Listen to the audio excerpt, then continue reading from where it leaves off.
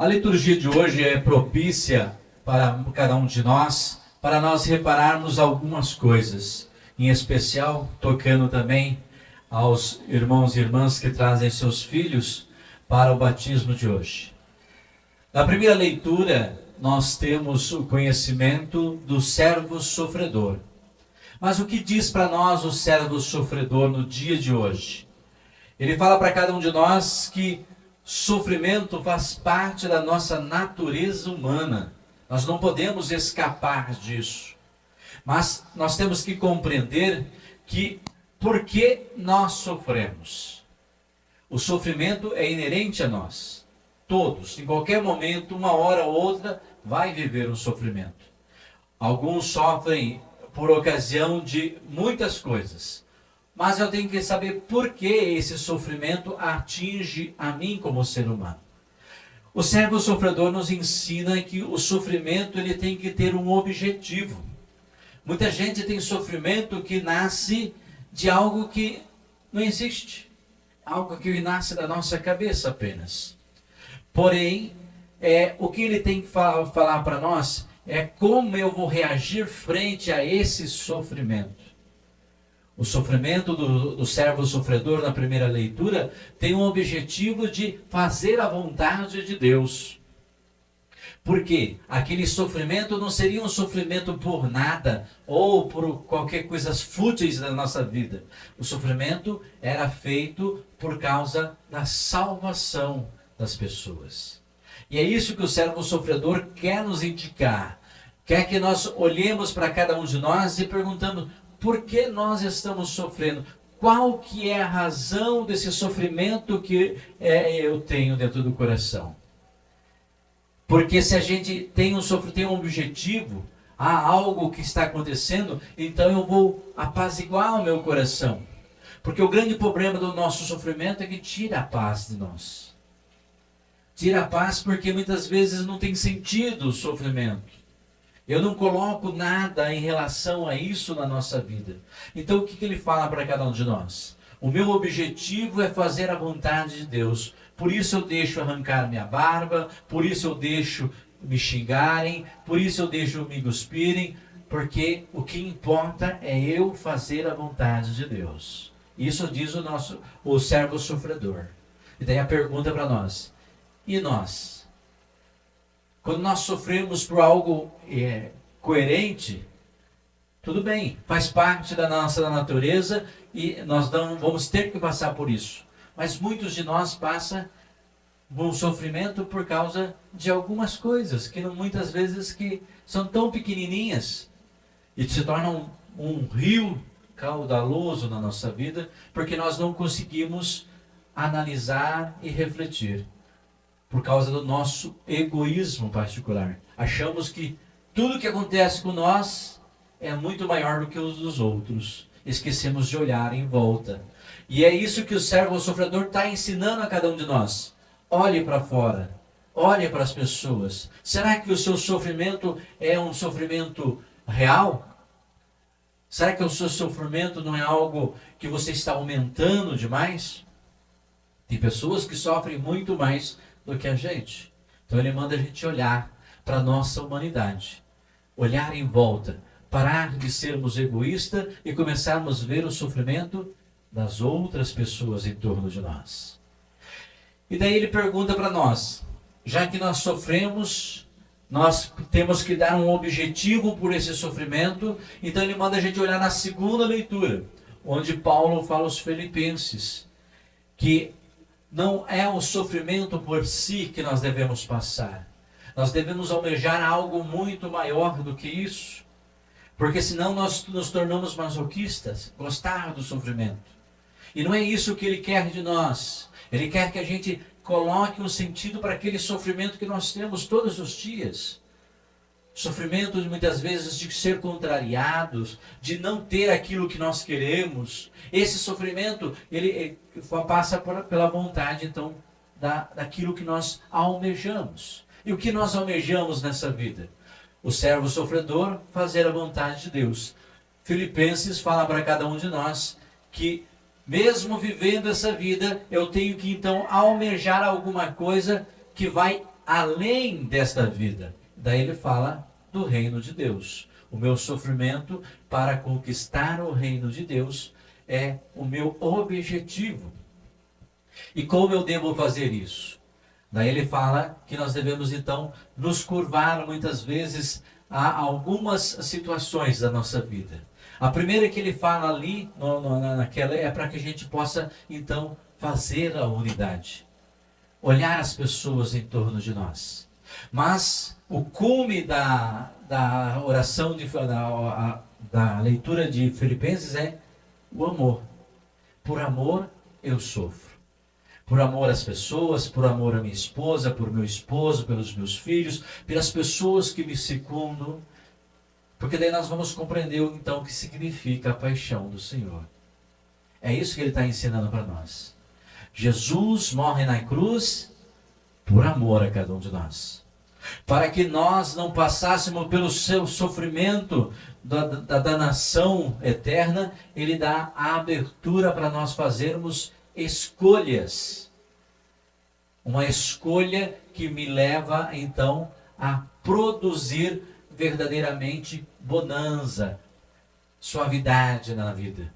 Porque senão nós seremos causa de sofrimento para todas as pessoas. Então, por essa oportunidade que Jesus dá lá na cruz para nós, ele ensina a cada um de nós também sermos causa de alívio de sofrimento para as pessoas. É isso que ele está falando para nós nessas duas primeiras leituras. Mas, e o Evangelho? Então, o que tem a ver o Evangelho da paixão do Senhor com tudo isso? É processo. Um processo de vida, ele fala para cada um de nós. Primeiramente, qual que é o objetivo da paixão do Senhor ali na frente? Logo pela manhã, nós iniciamos o Evangelho. O mundo se circunda em volta daqueles que fazem o bem. O mundo não quer fazer coisas boas para nós, pelo contrário, ele quer que o sofrimento continue. E daí ele fala para o mundo, vamos armar uma cilada, vamos fazer as coisas e vamos então condenar essa pessoa à morte. O interessante é que quando nós somos colocados na frente do poder, é como nós agimos nesse mundo. Nós agimos por medo ou por coragem. É um dos dois. Jesus agiu com coragem, não falou nada. E quando falou, ele falou, tu o dizes. Ou seja, quem está falando é o mundo. E ele pergunta para cada um de nós como nós reagimos frente ao mundo.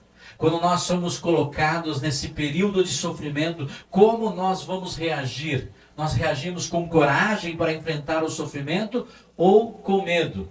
Que olhando para si mesmo faz igual, não sei se vocês já assistiram aquela história da hiena que ficava sorrindo. Antigamente tinha um desenho, falavam assim, ó céus, ó dia, ó santo. Muitas vezes ficamos dessa maneira, ficamos nos chorando, nos amargurando por causa do sofrimento. E daí Deus vem falar para nós através da paixão do Senhor, seja corajoso, enfrenta, pense, seja positivo. Tudo que você está passando, então você pode superar com um olhar positivo da vida.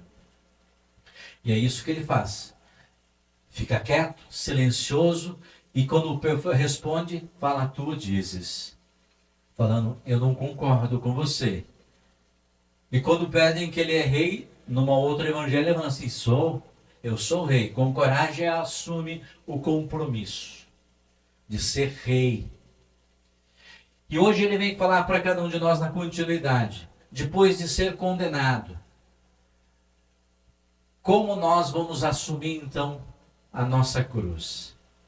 Vamos ser obrigados, como o Cirineu ali foi obrigado, a carregar a cruz, com marra, com raiva, ou vamos assumir essa cruz? Porque cada vida tem uma cruz, cada existência no mundo tem uma cruz. Eu vou ter que fazer então a aceitação dessa cruz. Ou o mundo vai me obrigar a carregar essa cruz, queira eu ou não. Eu tenho que carregar a cruz. Eu não posso deixar para as outras pessoas. E muitas vezes nós fazemos isso queremos picotar a cruz e colocar nas costas dos outros, porque achando que eu vou me aliviar. Pelo contrário, isso não alivia nada. A sua cruz ainda continua mais pesada, porque os outros que estão carregando a sua cruz vão fazer a mesma coisa com você. Então é dessa maneira que ele está então ensinando a cada um de nós. Assumir a cruz com coragem. Enfrentar a vida, o caminho até o Gólgota, onde você vai ser crucificado. E lá crucificado ainda você vai ter que escutar o mundo zombando da sua cara. E ele fala assim, é só para quem tem coragem. Para quem quer enfrentar a vida, os problemas da vida. É isso que ele está falando para cada um de nós. E depois ainda, olhar para você morto na cruz. E falar assim, é verdade, ele era o Filho de Deus. Porque todos nós somos filhos de Deus. Todos, homens e mulheres, somos filhos de Deus. Como você quer ser reconhecido? Como os ladrões que estavam do lado de Jesus? Que roubam o tempo dos outros, roubam a vida dos outros? Ou como aquele que assume realmente a sua filiação com Deus? Porque é assim que somos lembrados, com a coragem que enfrentamos o mundo. E isso eu falo também para os pais e padrinhos hoje. A educação da fé é algo importante para essa criança, mas vocês vão dar a normativa. Como vocês enfrentam a vida, como vocês enfrentam as dificuldades, como vocês enfrentam as situações, que vocês vão falar para ela, faça dessa maneira. Se você fugir dos seus problemas, se você fugir do seu compromisso, eles também fugirão. Porque vocês educaram com o testemunho. E é isso que eu falo para toda a comunidade. Querem tornar a próxima geração uma geração medíocre, fútil? Foge dos seus compromissos. Foge por medo. Continue fugindo. E daí nós vamos construir uma geração fraca que não aceita o não como resposta. Que não nós sempre temos. E isso dói, isso faz sofrer. Então temos que enfrentar o sofrimento. E é isso que está falando para nós toda a liturgia de hoje. Convida cada um de nós, assim como o servo sofredor, tomar com coragem a vida, assumir a cruz e andar com Jesus nessa jornada. Até o momento que ele fala assim, vem para mim. Daí eu volto na procissão de ramos. O que eu vou despojar de mim para dar para o Senhor? Vou jogar pedras preciosas ou a porcaria que eu vivi? Se for pedras preciosas, louvado seja para todos. Se for as porcarias, pense bem, porque ainda há tempo de mudança. Louvado seja o nome de nosso Senhor Jesus Cristo. Para sempre seja louvado.